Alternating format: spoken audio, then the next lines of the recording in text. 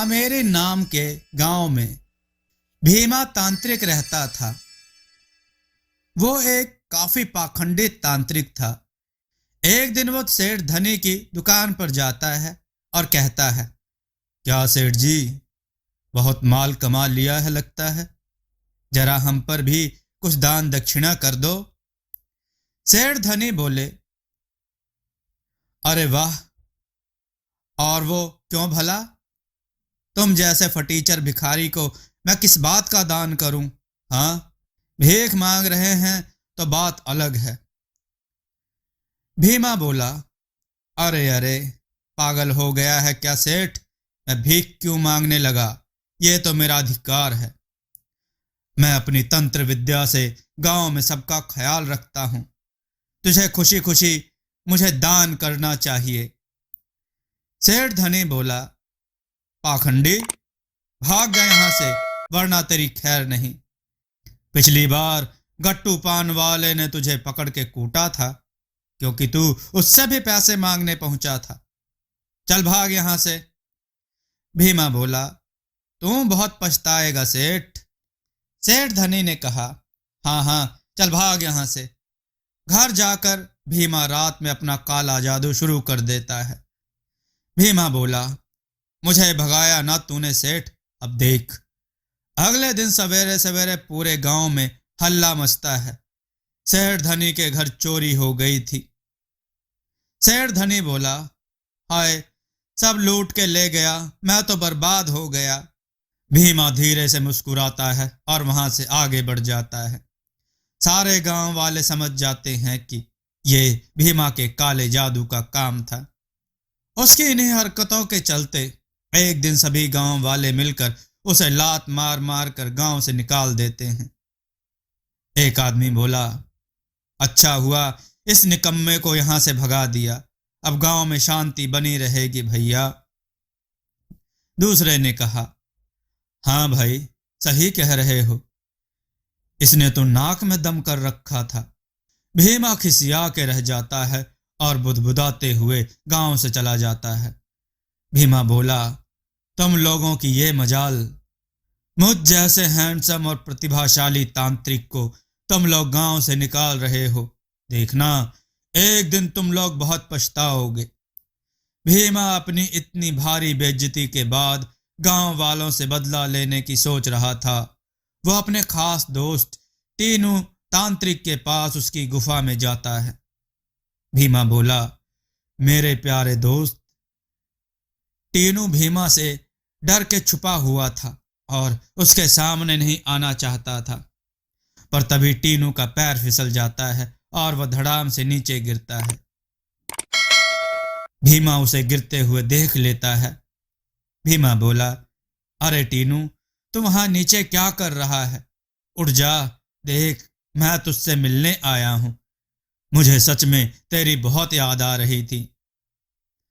टीनू बोला, देख भीमा, सीधे सीधे बता तुझे क्या चाहिए, क्योंकि मुझसे मिलने या मेरी याद में तू तो यहां आया नहीं है, तो चल सच सच बता अब। भीमा बोला, हा हा हा, टीनू, तू सच में मुझे काफी अच्छे से जानता है। दरअसल गांव वालों ने मुझे लात घूंसे मारकर गांव से बाहर निकाल दिया है। अब मुझे तेरी सहायता की जरूरत है। टीनू बोला, वाह, मेरा मतलब, अरे ये क्या भला?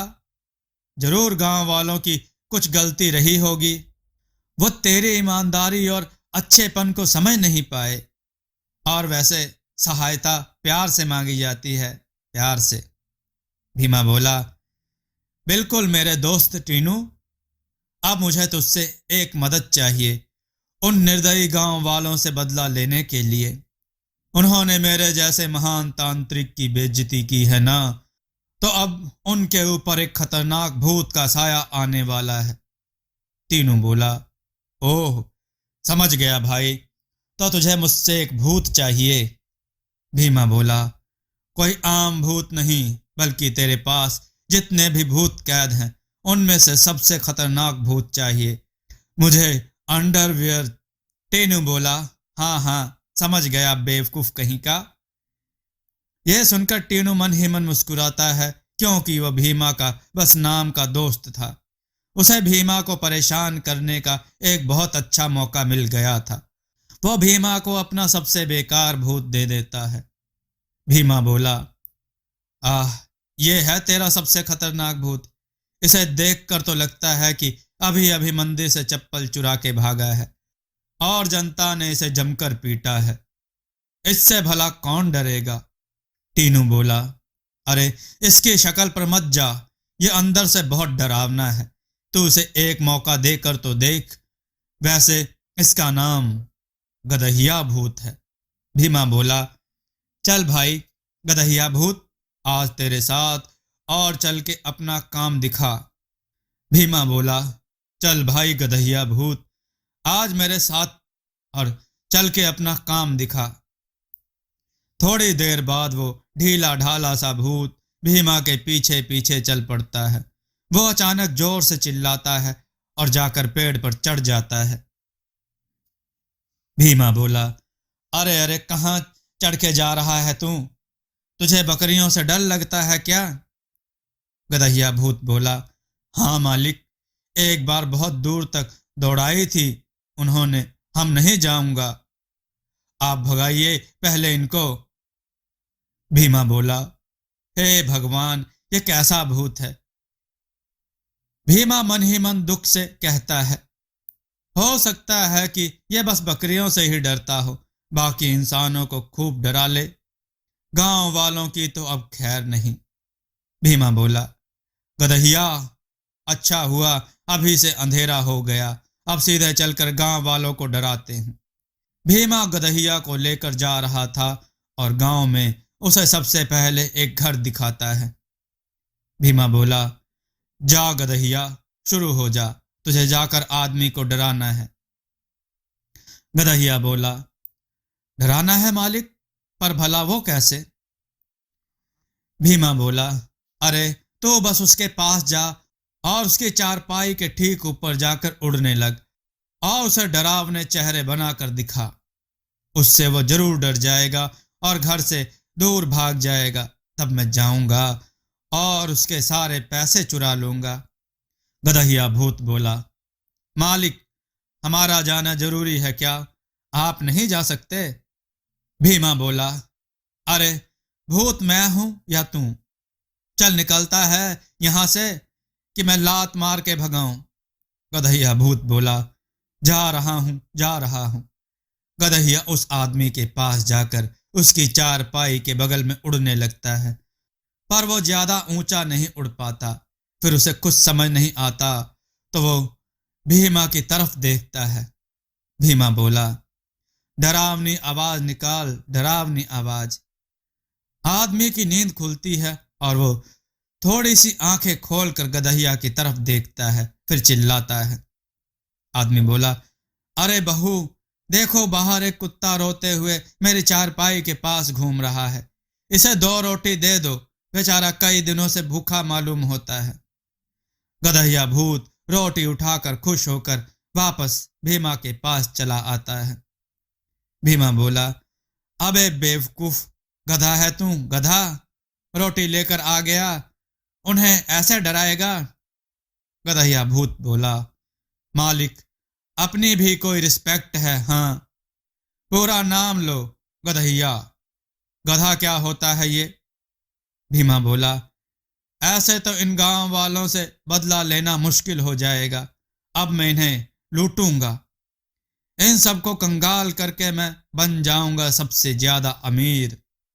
गदहिया भूत बोला, ठीक है मालिक, अब मैं सबको ऐसे डराऊंगा कि सबको अपनी नानी याद आ जाएगी। लेकिन मालिक, एक बात पूछनी थी, वैसे मैं उन सबको डराऊंगा कैसे?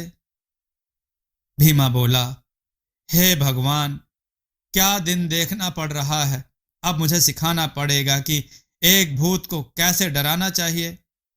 हे भगवान, या तो मुझे उठा ले या इसे उठा ले।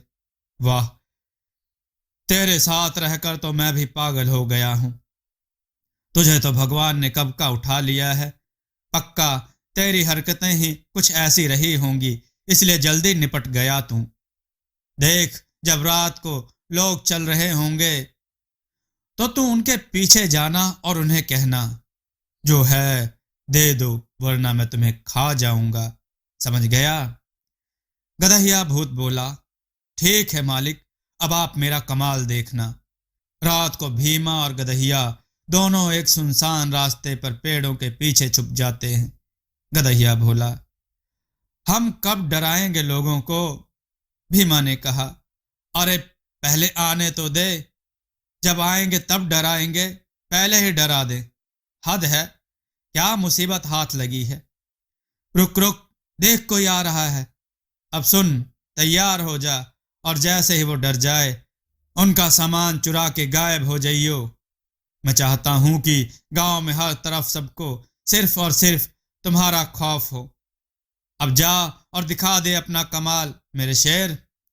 गदहिया बोला, मैं भूत हूं, मुझे तुम्हारा सामान चाहिए, मुझे दे दो वरना मैं तुम्हें खा जाऊंगा। हा हा हा। आदमी बोला, अच्छा तो भूत है तू? कौन सा भूत है तू? चुपचाप निकल जा, वरना ऐसा पड़ेगा कि दोबारा भूत बनने से भी डर लगेगा तुझे। सोच ले, जा रहा है कि नहीं जा रहा है? निकल यहां से। इसके बाद गदहिया वहां से तुरंत भाग जाता है। आदमी बोला, यह आजकल के चोर भी ना कितने मूर्खों जैसी हरकतें करने लग गए हैं। क्या हो गया इन चोरों को? भीमा बोला, यह कैसा भूत है, इसे तो डराना भी नहीं आता। क्या करूं मैं इसका? लगता है भगवान इससे अब कुछ भी नहीं होगा। मेरे पास एक उपाय है, मैं ही भूत की पोशाक पहनकर भूत बन जाता हूं। और सुन गदहिया के बच्चे, तुझे मेरा साथ देना होगा। जैसे ही मैं उन लोगों को डराऊं तो जाना और उनके पैसे चुरा कर भाग जाना। गदहिया बोला, हाँ हाँ मालिक, एकदम समझ गया हूं, आप चिंता मत करो, ये सब हम पर छोड़ दो। भीमा झाड़ियों के पीछे जाता है और फटाक से भूत की पोशाक पहनकर बाहर आ जाता है। गदहिया बोला, अरे बचाओ बचाओ, ये भूत कहां से आ गया? झाड़ियों के पीछे तो हमारे मालिक गए थे। भीमा बोला, गदहिया के बच्चे, ये मैं ही हूं, और तू खुद भूत होकर एक नकली भूत से डर गया। लानत है तुझ पे। गदहिया बोला, माफ करना मालिक, पर अब ये तो बताओ पहले किसके घर जाना है हमें? भीमा बोला, अब हम जाएंगे गांव के सरपंच के घर। उसी के कहने पर गांव वालों ने मुझे गांव से लात घूसे मार के निकाला था। अब मजा चखाएंगे हम उसे। चलो फिर वे सरपंच के घर की तरफ चल देते हैं। भीमा बोला, गदहिया अब मेरी बात ध्यान से सुन। मेरी योजना है कि आज रात को इस सरपंच को डरा देना है कि उसकी आत्मा कांप जाए, और कल सुबह होते ही ये भागता हुआ मेरे पास आए और आंखों में आंसू भरकर मुझसे माफी मांगे और मुझे वापस गांव आने की विनती करे। गदहिया बोला, जी मालिक, हम सब समझ गए हैं। भीमा ने कहा, हाँ तो मेरे प्यारे दोस्त, चल जरा जा काम पे। गदहिया बोला, मालिक वैसे घोस्ट होता है, पर चलो ठीक है जो है। फिर भीमा वहां से चला जाता है और गदहिया सरपंच को डराने चला जाता है। सरपंच चादर तान कर सो रहा था। गदहिया बोला, आखिर में ऐसा करूं गदहिया बोला, आखिर में ऐसा क्या करूं कि इतना डर जाए कि इसकी आत्मा कांप जाए। एक काम करता हूं, इसके घर की सारी बत्तियां बंद कर देता हूं और फिर हू हू करके डराऊंगा। फिर गदहिया सारी बत्तियां बंद कर देता है और सरपंच की खटिया के पास जाकर अजीब अजीब सी आवाजें करने लगता है। सरपंच बोला, अरे कौन है? अरे चोर चोर चोर है तू? सरपंच को अंधेरे में कुछ भी ठीक से दिखाई नहीं दे रहा था। सरपंच बोला, तेरी इतनी मजाल कि तू गांव के सरपंच के घर आके चोरी करेगा? रुक, तेरी खैर नहीं। इतना कहकर सरपंच अपने नौकरों के साथ मिलकर गदहिया की धुलाई कर देता है। गदहिया बोला, हमको नहीं मारो, हम चोर नहीं हैं, हमको तो मालिक ने भेजा है। सरपंच रुक कर गदहिया की बात सुनने लगता है। गदहिया अपना और भीमा का सारा राज सरपंच के आगे उगल देता है ताकि वो उनकी मार से बच सके। अगली सुबह भीमा की आंख शोर से खुलती है। कोई उसके दरवाजे को जोर जोर से पीट रहा था। भीमा बोला, काफी शोर है, लगता है वो सरपंच और बाकी के गांव वाले मुझसे माफी मांगने आ गए हैं। चलो जल्दी से सबको माफ कर देता हूं और अपने घर चलता हूं। जैसे ही भीमा ने गेट खोला, एक गांव वाला उसे पैरों से घसीटता है और सारे गांव वाले उस पर फिर से लातों और घूंसों की बरसात करने लगते हैं। भीमा बोला, अरे रे, बचाओ बचाओ, क्यों मार रहे हो मुझे? सरपंच बोला, भीमा के बच्चे, जब तुझे हमने गांव से बाहर भगा दिया तो तू अपना यह किराए का भूत लेकर हमसे बदला लेने आया था। रुक, इस बार तुझे मार मार के सीधा अस्पताल पहुंचाते हैं। भीमा बोला, इस गदहिया को तो मैं नहीं छोड़ूंगा। गदहिया बोला, अरे रे, मालिक की तो कुछ ज्यादा ही सेवा हो गई। दोस्तों, आपको यह कथा कैसी लगी? अपने विचार और सुझाव कमेंट में जरूर दें। हमारी कथाओं को लाइक करें, हमारे चैनल को सब्सक्राइब करना न भूलें। हमारी कथाओं को शेयर जरूर करें जिससे लोगों को अच्छा ज्ञान प्राप्त हो। जय श्री राम भक्तों।